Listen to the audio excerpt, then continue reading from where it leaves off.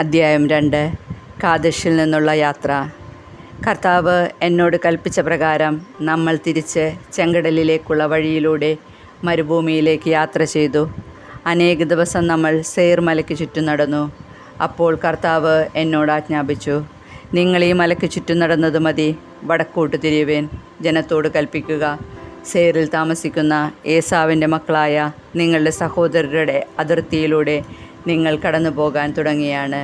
അവർക്ക് നിങ്ങളെ ഭയമായിരിക്കും, എങ്കിലും നിങ്ങൾ വളരെ ജാഗരൂകരായിരിക്കണം. അവരുമായി കലഹിക്കരുത്. ഏസാവിന് സേർ മല ഞാൻ അവകാശമായി നൽകിയിരിക്കുന്നതിനാൽ അവരുടെ രാജ്യത്തിൽ കാലുകുത്തുന്നതിന് വേണ്ട സ്ഥലം പോലും ഞാൻ നിങ്ങൾക്ക് തരികയില്ല. നിങ്ങൾക്ക് ആവശ്യമായ ആഹാരം അവരിൽ നിന്ന് വില കൊടുത്ത് വാങ്ങണം. കുടിക്കാനുള്ള വെള്ളം പോലും വിലയ്ക്ക് വാങ്ങണം. എന്തെന്നാൽ നിങ്ങളുടെ ദൈവമായ കർത്താവ് നിങ്ങളുടെ എല്ലാ അധ്വാനങ്ങളിലും നിങ്ങളെ അനുഗ്രഹിച്ചിരിക്കുന്നു. വിശാലമായ ഈ വനഭൂമിയിലൂടെയുള്ള നിങ്ങളുടെ യാത്ര അവിടുന്ന് കാണുന്നു. അവിടുന്ന് 40 സംവത്സരവും നിങ്ങളുടെ കൂടെ ഉണ്ടായിരുന്നു. നിങ്ങൾക്ക് ഒന്നിനും കുറവുണ്ടായില്ല. അതിനാൽ സേറിൽ താമസിക്കുന്ന ഏസാവിൻ്റെ മക്കളായ നമ്മുടെ സഹോദരരെ കടന്ന് ഏലാത്തിൽ നിന്നും എസിയോൻ ഗേബറിൽ നിന്നുമുള്ള അരാബ വഴിയിലൂടെ യാത്ര ചെയ്തതിനു ശേഷം നമ്മൾ തിരിഞ്ഞ് മൊവാബ് മരുഭൂമിയിലേക്ക് നീങ്ങി. അപ്പോൾ കർത്താവ് എന്നോട് അരുളി ചെയ്തു, മൊവാബ്യരെ ആക്രമിക്കുകയോ അവരോട് ശത്രുത കാട്ടി യുദ്ധത്തിനൊരുമ്പെടുകയോ അരുത്. അവരുടെ രാജ്യത്തിൽ നിന്ന് അല്പം പോലും നിങ്ങൾക്ക് ഞാൻ അവകാശമായി തരികയില്ല.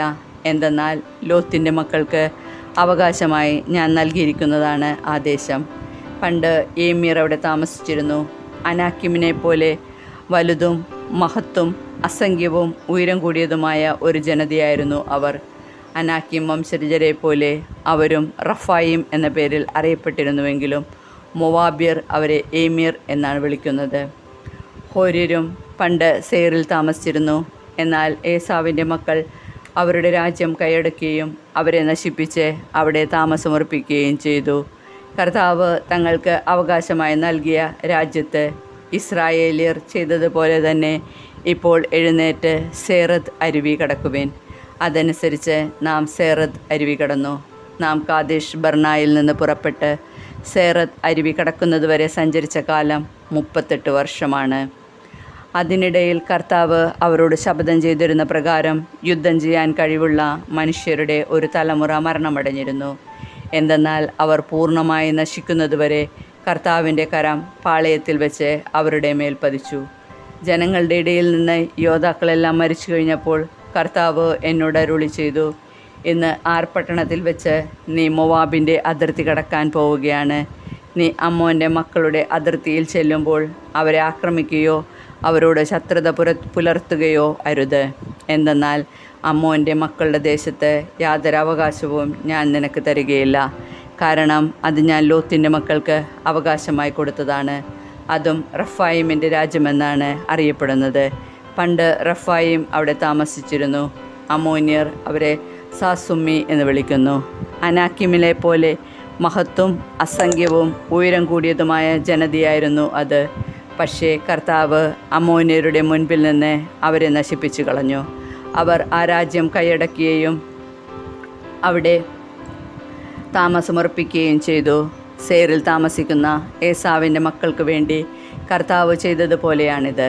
അവിടുന്ന് ഹോര്യരെ അവരുടെ മുൻപിൽ നിന്ന് നശിപ്പിക്കുകയും അങ്ങനെ അവർ ആ ദേശം കൈവശമാക്കുകയും ചെയ്തു. ഇന്നും അവർ അവിടെ പാർക്കുന്നു. അവിമ്യരാകട്ടെ ഗാസ വരെയുള്ള ഗ്രാമങ്ങളിൽ താമസിച്ചിരുന്നു. എന്നാൽ കുഫോത്തിൽ നിന്ന് കഫ്തോര്യർ അവരെ നശിപ്പിക്കുകയും അവിടെ താമസമർപ്പിക്കുകയും ചെയ്തു. എഴുന്നേറ്റ് പുറപ്പെടുവിൻ, അർണോൺ അരുവി കടക്കുവിൻ. ഹെഷ്ബോണിലെ അമോര്യ രാജാവായ സീഹോനെയും അവൻ്റെ രാജ്യത്തെയും ഞാൻ നിങ്ങളുടെ കയ്യിൽ ഏൽപ്പിച്ചു തന്നിരിക്കുന്നു. പടവെട്ടി പിടിച്ചടക്കുവാൻ തുടങ്ങുവിൻ. ഇന്ന് ഞാൻ ആകാശത്തിന് കീഴിലുള്ള സകല ജനങ്ങളിലും നിങ്ങളെക്കുറിച്ച് ഭയവും പരിഭ്രമവും ഉളവാക്കാൻ തുടങ്ങിയാണ്. നിങ്ങളെക്കുറിച്ച് കേൾക്കുമ്പോൾ അവർ ഭയന്ന് വിറയ്ക്കുകയും തങ്ങളുടെ മുൻപിൽ വിറങ്ങലിക്കുകയും ചെയ്യും. സീഹോൻ്റെ രാജ്യം കീഴടക്കുന്നു. അപ്രകാരം ഞാൻ ഖെദോമോത്ത് മരുഭൂമിയിൽ നിന്ന് ഹെഷ്ബോണിലെ രാജാവായ സീഹോൻ്റെ അടുത്തേക്ക് സമാധാന സന്ദേശവുമായി ദൂതന്മാരെ അയച്ചു. നിങ്ങളുടെ രാജ്യത്തിലൂടെ ഞാൻ കടന്നു പോയിക്കൊള്ളട്ടെ. വഴിയിലൂടെ മാത്രമേ ഞാൻ പോവുകയുള്ളൂ, ഇടം വലം തിരിയുകയില്ല. ഭക്ഷണവും കുടിക്കാൻ വെള്ളവും നിങ്ങളിൽ നിന്ന് ഞങ്ങൾ വിലയ്ക്ക് വാങ്ങിക്കൊള്ളാം. കാൽനടയായി കടന്നു പോകാൻ മാത്രം അനുവദിച്ചാൽ മതി.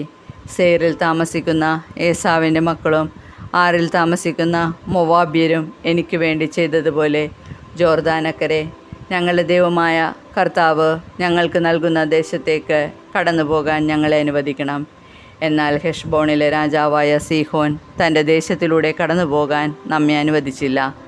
എന്തുകൊണ്ടെന്നാൽ ഇന്ന് നിങ്ങൾ കാണുന്നത് പോലെ അവനെ നിങ്ങളുടെ കയ്യിൽ ഏൽപ്പിച്ചു തരാൻ വേണ്ടി നിങ്ങളുടെ ദൈവമായ കർത്താവ് അവൻ്റെ മനസ്സ് കഠിനമാക്കുകയും ഹൃദയം കർക്കശമാക്കുകയും ചെയ്തു. കർത്താവ് എന്നോട് അരുളി ചെയ്തു, ഇതാ സീഹോനെയും അവൻ്റെ ദേശത്തെയും ഞാൻ നിനക്ക് ഏൽപ്പിച്ചു തരുന്നു. അവൻ്റെ രാജ്യം പിടിച്ചടക്കി സ്വന്തമാക്കാൻ ആരംഭിച്ചു കൊള്ളുക. പിന്നീട് സീഹോനും അവൻ്റെ ജനമൊക്കെയും കൂടെ നമുക്കെതിരായി യാഹാസിൽ വെച്ച യുദ്ധത്തിന് വന്നു. അപ്പോൾ നമ്മുടെ ദൈവമായ കർത്താവ് അവനെ നമുക്ക് ഏൽപ്പിച്ചു തന്നു. അവനെയും മക്കളെയും അവൻ്റെ ജനത്തെയും നാം തോൽപ്പിച്ചു. അവൻ്റെ സകല പട്ടണങ്ങളും നാം പിടിച്ചടക്കി. സ്ത്രീകളും കുഞ്ഞുങ്ങളും അടക്കം അവയിലുണ്ടായിരുന്ന സകല മനുഷ്യരെയും വധിച്ചു. ആരും അവശേഷിച്ചില്ല. കന്നുകാലികളും പിടിച്ചെടുത്ത പട്ടണങ്ങളിലെ മറ്റു കൊള്ള വസ്തുക്കളും മാത്രം നമ്മളെടുത്തു. അർണോൺ അരുവിക്കരയിലുള്ള അരോവർ പട്ടണവും അരുവിയുടെ താഴ്വരയിലെ പട്ടണവും മുതൽ ഗിലെയാദ് വരെ നമുക്ക് പിടിച്ചെടുക്കാനാവാത്ത ഒരു പട്ടണവും ഉണ്ടായിരുന്നില്ല. നമ്മുടെ ദൈവമായ കർത്താവ് അവയെല്ലാം നമ്മുടെ കരങ്ങളിൽ ഏൽപ്പിച്ചു തന്നു. യാബോക്ക് നദിയുടെ തീരങ്ങളും മലനാട്ടിലെ നഗരങ്ങളും ഉൾക്കൊള്ളുന്ന അമോര്യരുടെ രാജ്യത്തേക്കും നമ്മുടെ ദൈവമായ കർത്താവ് വിലക്കിയിരുന്ന ഒന്നിലേക്കും നിങ്ങൾ പ്രവേശിച്ചില്ല.